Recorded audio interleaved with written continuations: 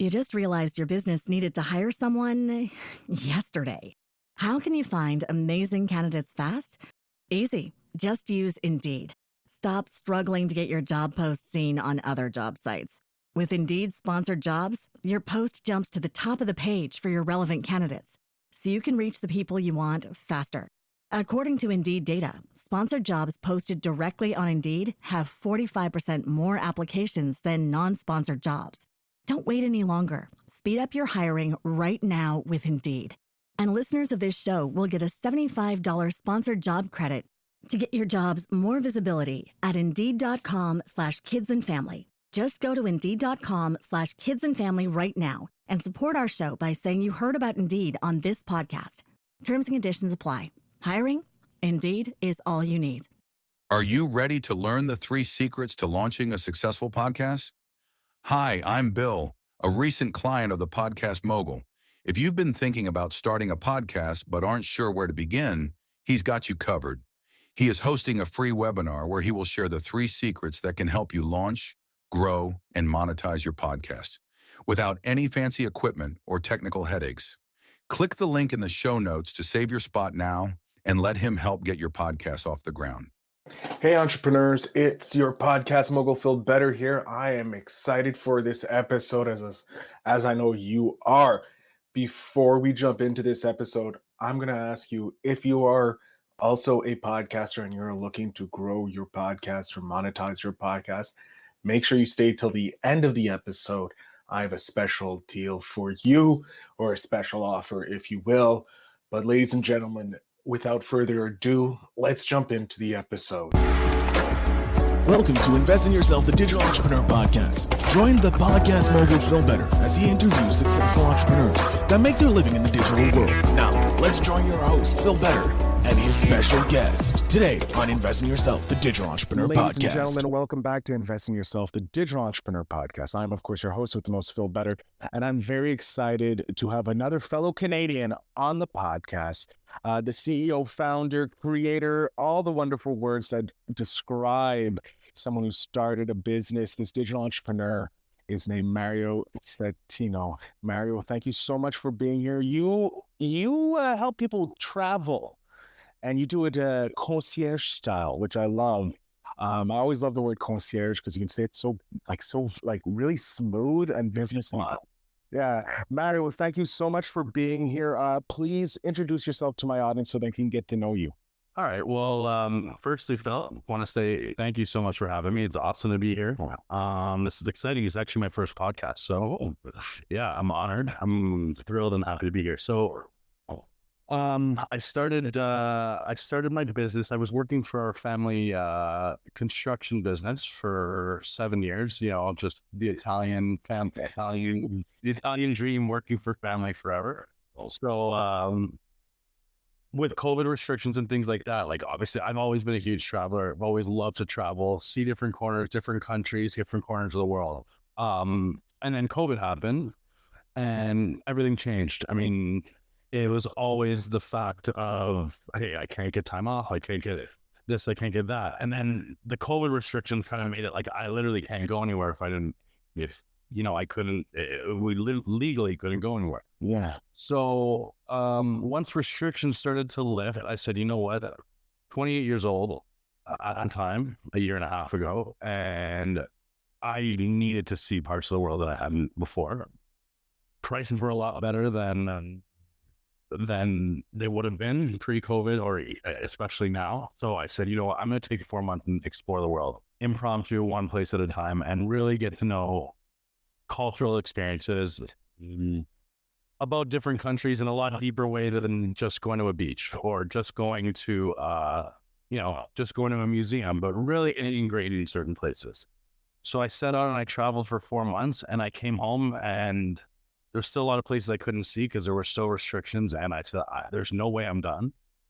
And also, I would love to help other people like with my experience and monetize it and give people, find a niche in the travel assistance consultant market to provide a more end-to-end service where people aren't just, here you go, here's your ticket, goodbye, but this is everything you should be doing on the way. And how do we make your experience as easy as possible? And a long version of how sort of I started. And yeah. I love that. So, like most people, you wanted to travel. Everybody wants to travel, but before COVID, it was just like, hey, if you can find like a week here or a week there, string some days together to travel. And you couldn't really travel. COVID hit, and then we have all this time, right? We're given all this time to do whatever we want, but we can't do the one thing we all really want to do is travel.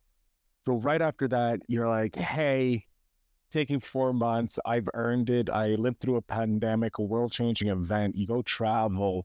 How long do you stay in each country for? So the first 2 months of my trip, I had pre-planned before. And so I knew I wanted to hit, I believe, 14 countries in Europe in 2 months. So I initially, like from Canada, it made more logistical sense to start from Asia and then go to Europe. And in Europe's a little bit warmer in March, April. I knew 4 months was what I wanted, but ideally I wanted Asia first. Asia was so close. January 2022. So I spent like 4 or 5 days. It was very much previews of each place, but I got a lot of places there. I had to spend more time in the motherland of Italy, just because, It figures. and there's family obligations too. You're in Europe and you don't visit the families. Oh, no. Yeah, it's you're never going to hear the end of it. No. So yeah, it was little tidbits everywhere, but then I was starting to plan as I was moving along as restrictions started to lift. So then I got into the Middle East and parts of Asia. But I mean, it was no more than other than Italy, no more than 6-7 days in each place. But it was a perfect preview, seeing multiple places, learning like things that are valuable, like public transit and how to move around places. Those are things that a lot of people in the industry either aren't willing to provide or just don't have the experience to. So it helps. It makes travelers' lives so much easier because of experience gain. There's literally nothing better than experience. Yeah, no, because we all assume when we go traveling that, hey, I'm leaving Canada to go to, Europe. It's going to be exactly the same when it's not. It's the public transit, how to move around is completely different. And city to city, right? Yeah, exactly. City to city. It's like in Canada, most cities are generally the exact same. They run off the same principle, but in Europe, each city is complete different, 100% differently. Oh my God. So did the concierge idea come up while you were traveling, or did the idea really cement when you were back home? A little bit of both. I thought that, I always sort of struggled when I left for my trip, I always had the intention of going back to work for a family business. As much as people say there's no way you were coming back, I always had the intention truly of coming back. I didn't really see another side of how I could, make a living. And then as I started going and going and going, I started thinking about how valuable what I was doing was to myself. I had an Instagram page that people were following me on as I was traveling called Mario the Explorer, and people loved it. Yeah. So people were following me and watching daily updates, and they started getting upset when I wasn't posting as much. Makes sense. Whoa, time zones would change, and then like you were perfect. I would wake up and I'd have 10 stories to watch when I woke up, and now you're somewhere else in the world and the time doesn't match up. So I was getting people actually upset with me and say I can't control time zone. But so that's when I felt, what I'm doing, I feel like there's a positive, some sort of future in it. So about halfway through my trip, I started saying, there might be something here. And then I started taking the steps toward doing that, but I really didn't create the name or anything until I came home, which is just after Easter 2022. Okay. So like, when you were traveling, because I know there's a lot of what we like to call the nomadic entrepreneur, especially in Europe and that. Well, more in Asia because it's cheaper, obviously, for expats or Western people to live there because we're able to do that. But did you meet a lot of them while you were traveling and that helped you understand like, hey, I can make a living online? Or did you do more of that research, or you had no idea about this digital lifestyle? I didn't really have an idea about the digital lifestyle. I did meet some people that did have quite a bit of following. And they were like, a lot of them were European travelers that started to monetize into like TikTok and Instagram through reels and through posting.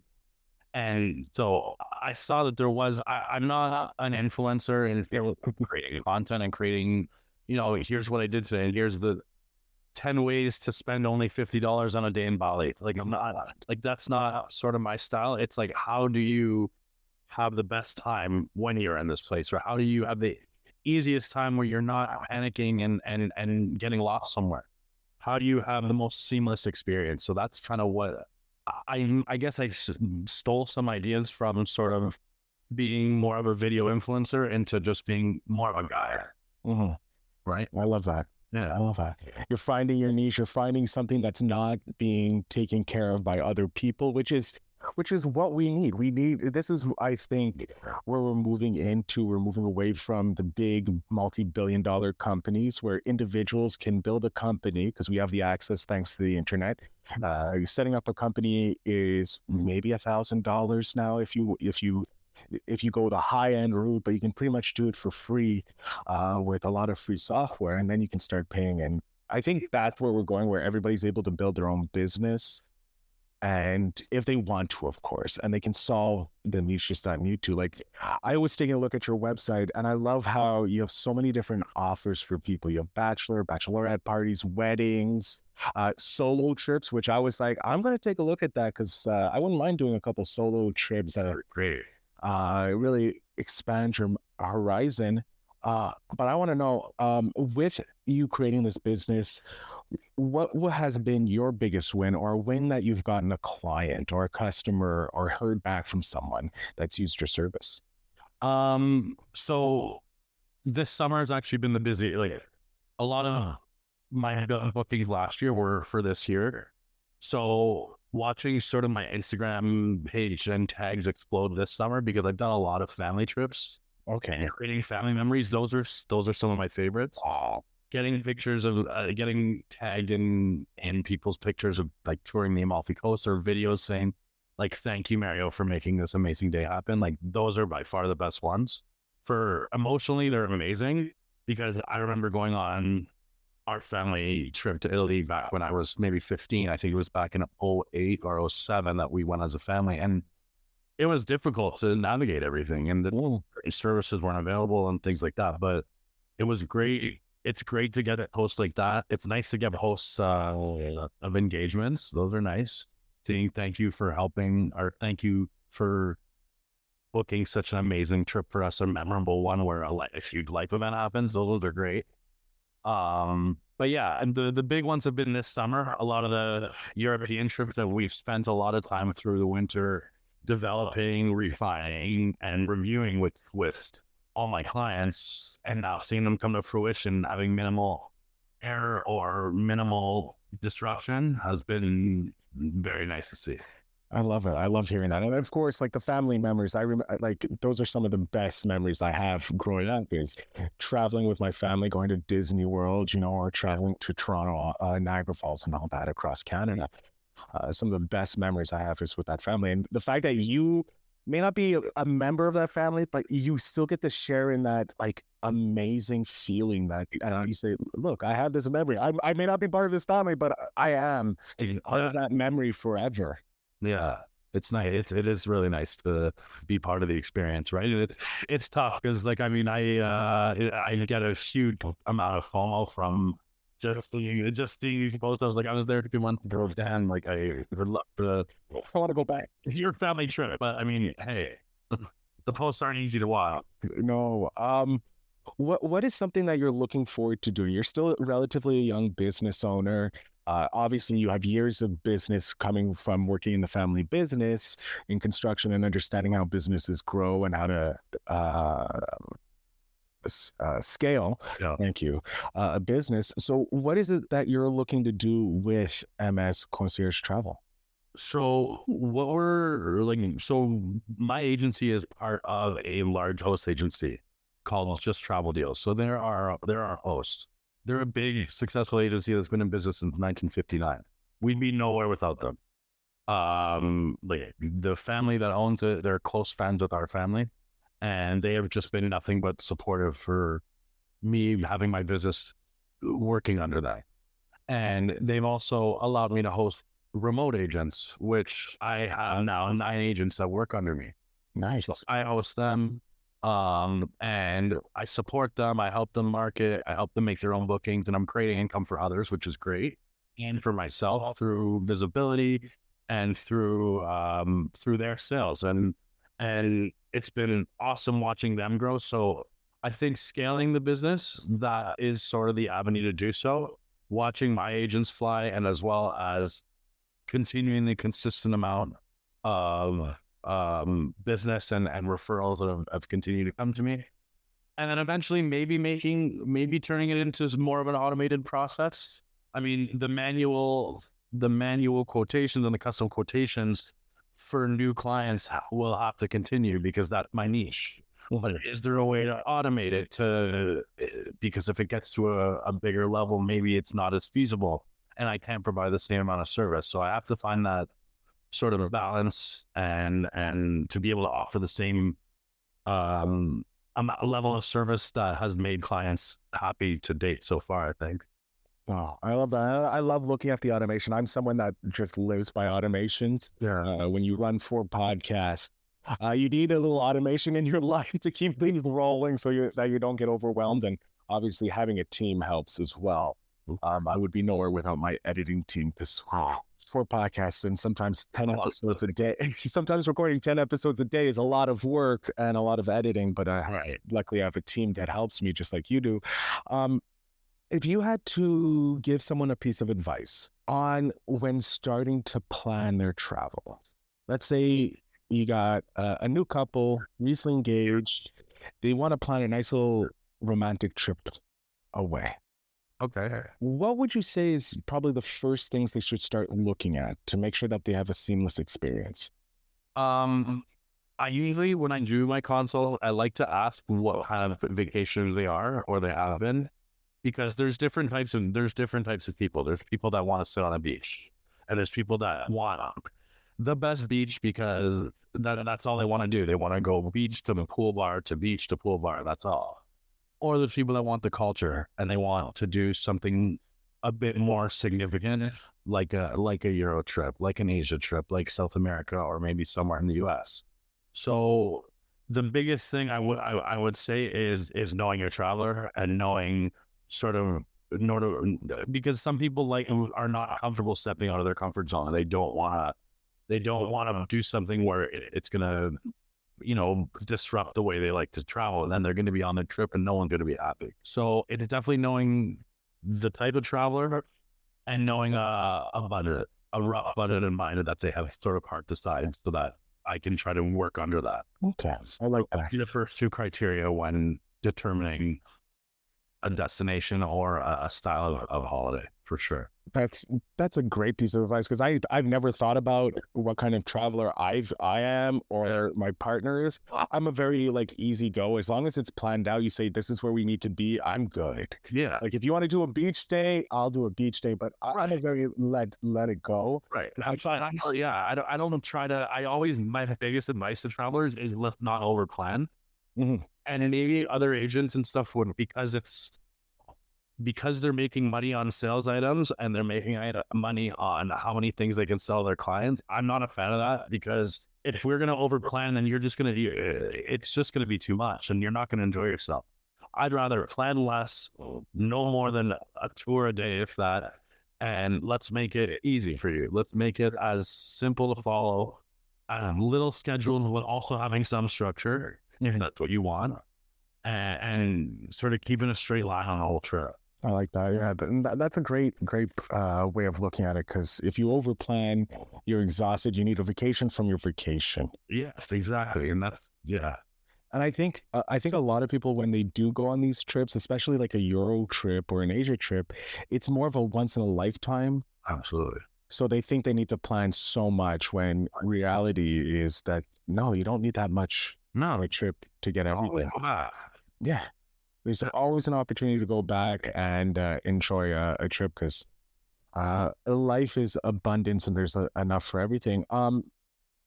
Where what is it that made you like spark this want to not go back to the family business? Like, was there encouragement from your family when you were younger to start your own business, or was it strictly to stay in the family business? Well, the funny thing is my grandfather, who started the business, our contracting business back in the early 60s when he came here from Italy. I have his name. So, I mean, I was doomed from the start.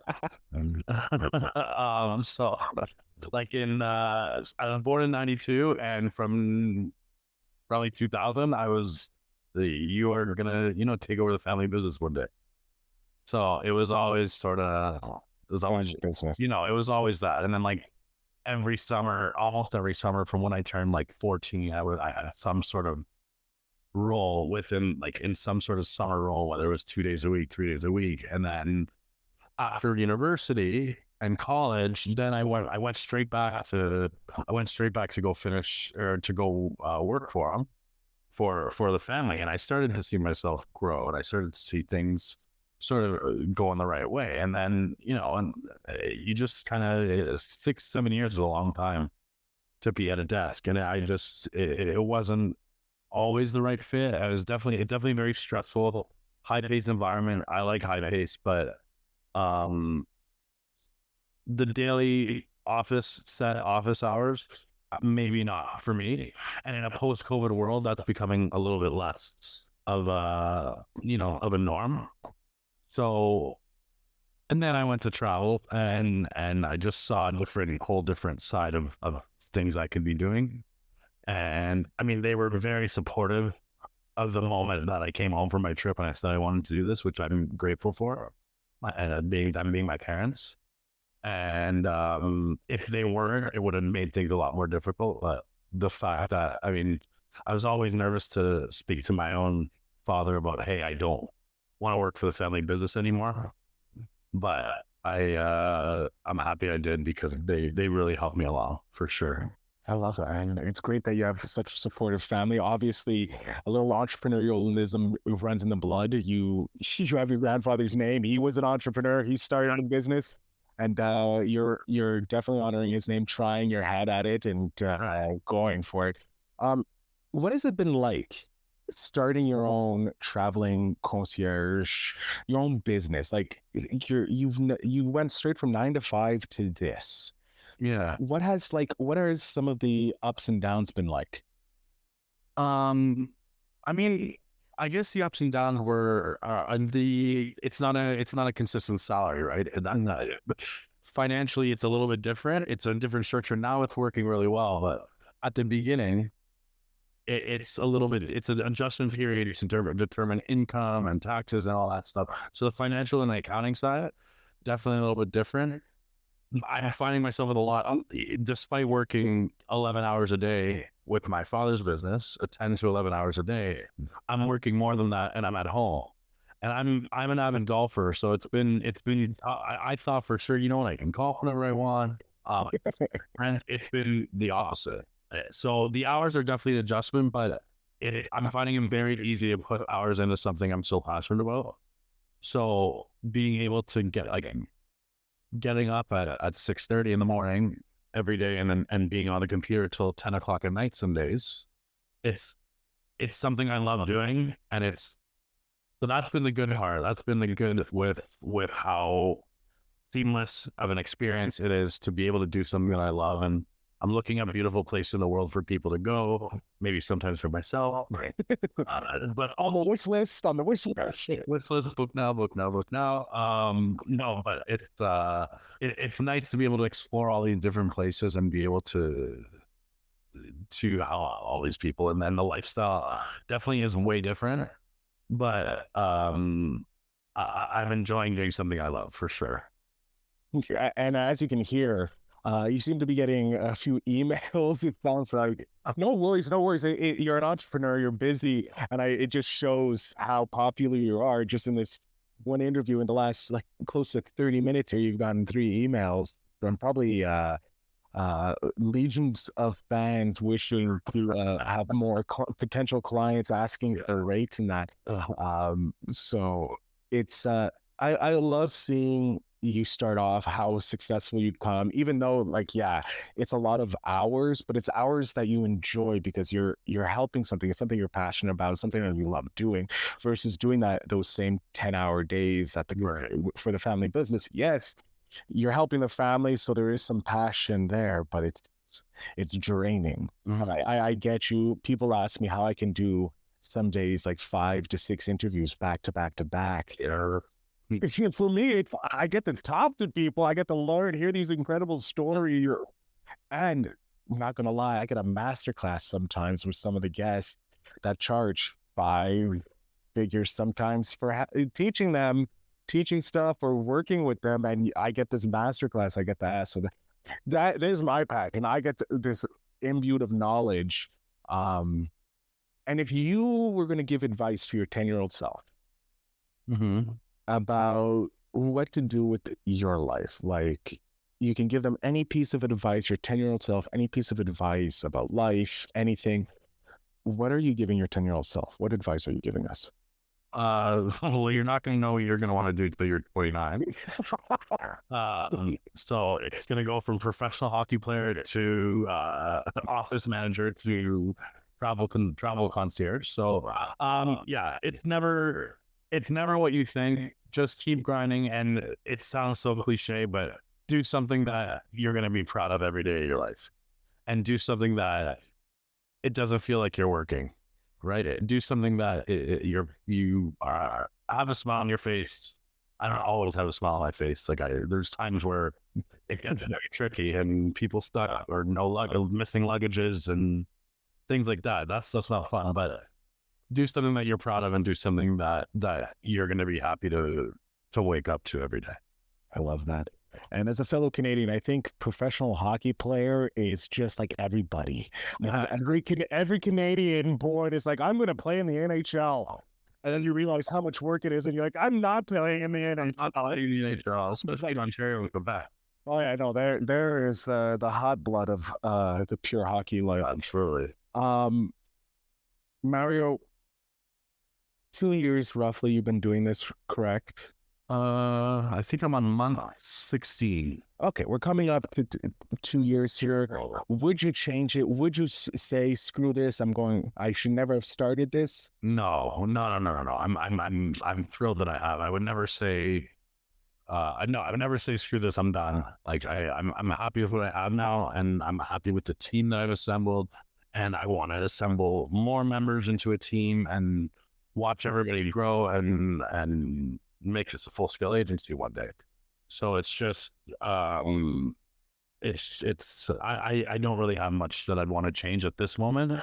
I'm sure as the internet continues to grow and the industry continues to grow, and new opportunities and new sales tactics I learn, and new offerings that we're giving, because we're giving new offerings from our tour operators every day. Nice. So it's about adjusting with that, being able to sell what they have at great prices, and being honest with clients are the main things that can't change. All of that. No, and it's true. Being honest with your clients is the most important thing, because you'll be able to create a better bond with them. Mario, I'm going to jump off stage here, because we are coming up to the end of the episode, which I hate, because I'm having a great time talking with you. Me too. I'm glad that we're going to be able to talk a little bit after the episode goes off. But I'm going to jump off stage here. I'm going to give you the full stage. Tell my audience where they can find you, pardon me, how they can follow you, how they can even book a tour with you if they need some concierge travel. So the floor, sir, is yours. All right. Thanks, Phil. Hello, potential future clients. My name is Mario Settino, MS Travel Concierge. My company website is mstravelconcierge.ca. My email is mario@mstravelconcierge.com. And my phone number is 416-709-4665. Please reach out to me. We can schedule a consult on any trip of your choosing. I'm happy to help you design your trip, and we can discuss from there. Excellent. Mario, I want to thank you so much for coming on the show, talking about your travel, the building the business, and where you want to go, and providing such great advice to my audience. Thanks so much for having me. It's been great. I can't believe it's been 30 minutes. I know it goes by fast. Like people don't realize. Wow, really? But no, thank you so much again. To my audience, this is to you. Check the links down in the show notes. Connect with Mario if you're looking to have a planned trip that's planned to perfection. Because Mario is getting all these great videos, and only good people, only when you have a fun time do you put those on Instagram and TikTok and tag someone in it. So make sure you check out the show notes down below to get all the links to Mario. I thank you again, Mario, for being here, and to my audience for listening. I always thank you so much, and remember to invest in yourself.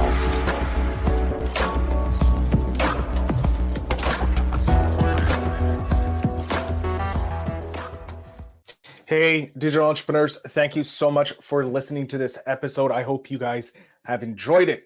Now, if you're looking to take your podcast to the next level, like most of these entrepreneurs have taken their business to the next level, to scale it, if you will, make sure you check out my brand new newsletter. Links are down below. It is called the Monetization Mogul Syndicate newsletter, or it could be Feel Better Stories of Monetization Moguls, or Making Moguls is what I do.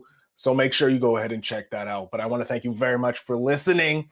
And as always, remember to invest in yourself. Thanks for tuning in. Now it's time to take the next step. When you're ready to dive deeper into how to launch, grow, and monetize your podcast, Phil's got something special for you. Join him for a free webinar where he'll reveal the 3 secrets that have helped countless entrepreneurs succeed in podcasting. Click the link in the show notes to save your spot, and let's turn your podcasting dreams into reality. You just realized your business needed to hire someone yesterday. How can you find amazing candidates fast? Easy. Just use Indeed. Stop struggling to get your job post seen on other job sites. With Indeed sponsored jobs, your post jumps to the top of the page for your relevant candidates, so you can reach the people you want faster. According to Indeed data, sponsored jobs posted directly on Indeed have 45% more applications than non-sponsored jobs.